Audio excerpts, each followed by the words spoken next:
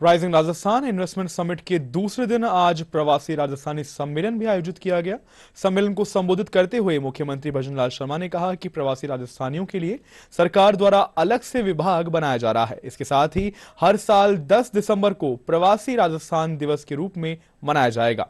मुख्यमंत्री ने कहा कि राजस्थान विकास की नई ऊंचाइयों को छू रहा है, उसमें प्रवासी राजस्थानियों की महत्वपूर्ण भूमिका है।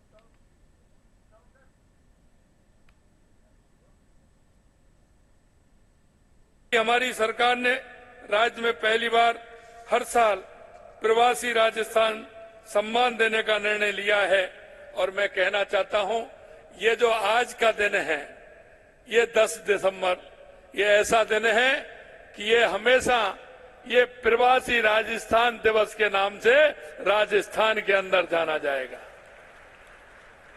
और ये प्रेरणा भी मुझे राजस्थानियों ने दी। मैं पिछले 17 नवंबर को जलगांव के एक कार्यक्रम में गया था। मुझे पता नहीं था वहां इतने हमारे मारवाड़ी भाई हैं। उन्होंने जो कार्यक्रम किया और उस कार्यक्रम के बाद उन्होंने एक संकल्प लिवाया और मेरे से भी कहा कि यह 17 नवंबर हम जलगांव में हर साल प्रवासी राजस्थानी सकल समाज के द्वारा मनाएंगे और आपको 17 नवंबर को यहां आना है। उस दिन उन्होंने उस जलगांव में 17 नवंबर को प्रवासी कार्यक्रम का नाम उन्होंने दिया है। और आज मैं हमारे देश और विदेश से जो हमारे मारवाड़ी भाई हैं, ये 10 दिसंबर हमेशा प्रवासी दिवस के रूप में मनाया जाएगा। आप सभी को आमंत्रित किया जाएगा, आपकी उपस्थिति भी उसमें होगी। कार्यक्रम को संबोधित करते हुए उद्योग मंत्री कर्नल राज्यवर्धन सिंह राठौड़ ने कहा कि राइजिंग राजस्थान समिट भविष्य में भी आयोजित की जाती रहेगी। उन्होंने कहा कि राज्य सरकार ने 21 नई योजनाएं बनाई हैं, जिनका उद्देश्य समाज का सर्वांगीण विकास करना है।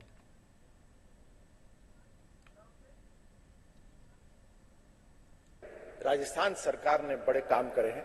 21 नई पॉलिसीज हमने बनाई है। स्पष्ट रूप से किस तरह से राजस्थान सरकार आपको मदद देगी आगे बढ़ने में।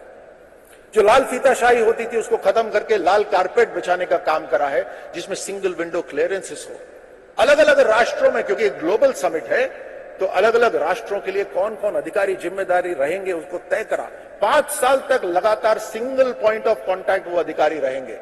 उसी के साथ साथ हर राज्य के अंदर जहां से निवेश आएगा उसके लिए एक एक अधिकारी को तय कर दिया हमने टेक्नोलॉजी एमएसएमई लेकर आए, उसके लिए हम सब्सिडी दे रहे हैं। एक्सपोर्ट के अंदर जो फ्रेट होता है, उसके ऊपर जो खर्चा जाता है, उस खर्चे को कम करने के लिए राजस्थान सरकार मदद दे रही है। देश की सरकार जो अलग अलग ट्रेड एग्रीमेंट्स कर रही है दूसरे देशों के साथ, आप तो उसको अच्छी तरह जानते हैं। आप बखूबी मार्केट को पहचानते हैं। जो प्रधानमंत्री मोदी जी और पीयूष गोयल जी जो ट्रेड एग्रीमेंट कर रहे हैं दूसरे राष्ट्रों के साथ, वहां की जो कंपनीज हैं जिनके पास टेक्नोलॉजी है, आज मार्केट चाहती है बड़ा, और देश से बड़ा मार्केट कोई है ही नहीं। जिसको पिछली सरकारें, बीती सरकारें सबसे बड़ी कमी मानती थी, लाचार होकर कहते थे हम तो सबसे बड़ा मार्केट है, हम क्या कर सकते हैं, हम तो खरीद ही सकते हैं। प्रधानमंत्री मोदी जी ने उसको अपने ध्रुव पे पूरी चेंज कर दिया, 180 डिग्री घुमा दिया और दुनिया को बता दिया कि अगर ये सबसे बड़ा मार्केट है तो ये मार्केट डिक्टेट करेगा कि आप आइए और भारत में बनाइए और आत्मनिर्भर भारत को बनाने में हमारी मदद करिए। इन ट्रेड एग्रीमेंट्स के लिए के कारण जो अलग अलग राष्ट्रों से समझौते होंगे उनसे कोलैबोरेशन तो आप ही करेंगे। सम्मेलन में देश भर से आए प्रवासी राजस्थानियों के साथ ही विभिन्न क्षेत्रों से जुड़े हुए लोग हिस्सा ले रहे हैं। प्रवासी राजस्थानियों का कहना है कि इस प्रकार के आयोजनों से अपनी जड़ों से जुड़ने का मौका मिलता है।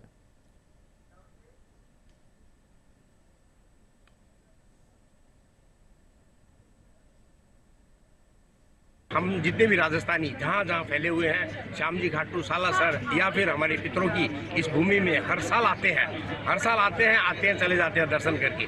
लेकिन यदि यहाँ पे अलग से विभाग हो गया तो हम जरूर उन विभागों से संपर्क करेंगे और यहाँ पे जिस तरह की कोई सुविधा होनी चाहिए तो सारी राजस्थानी जितने भी वर्ल्ड के चारों तरफ फैले हुए हैं, हमारे देश में सभी राज्यों में फैले हुए हैं, सबकी सुविधा के लिए यहाँ कार्य होगा। और यदि यहाँ इन्वेस्टमेंट होता है तो ये हमारे देश के लिए बहुत ही अच्छा होगा। देखिए, आदमी को अपनी जड़ों से जुड़ा रहना है और हमारी थोड़ा सा आगे बदल सकता है, वो आ रहे हैं, जड़ें और मूल नहीं बदल सकते, जड़ें और मूल हमारी रहनी चाहिए। और प्रवासी लोग देश में आएंगे तो अपनी जड़ों से जुड़ेंगे, अपने प्रदेश के लिए, हमारे के लिए कुछ करेंगे।